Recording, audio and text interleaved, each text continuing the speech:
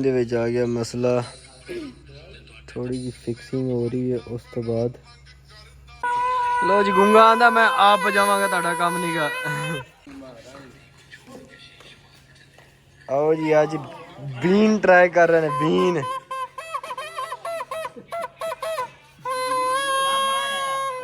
बंद है अब।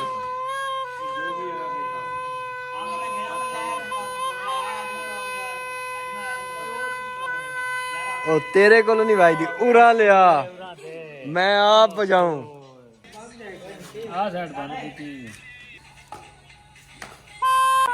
लो जी गूंगा आंदा मैं आप बजावांगा, तुहाडा काम नहीं गा। बीना आवाज नहीं है हमारा खुरक पई हूँ। पीर दो, पीर बजाएगा। इधर बैडमिंटन चल रही है, बैडमिंटन। चाचू आप बजाउन लगा हूं।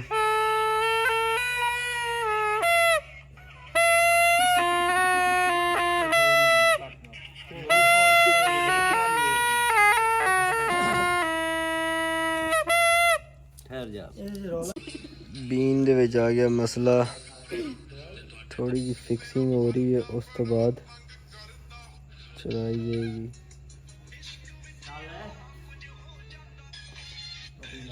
एक नाड़ बंद हो जाता है, तो वजह ही नहीं ना कभी सुक्या।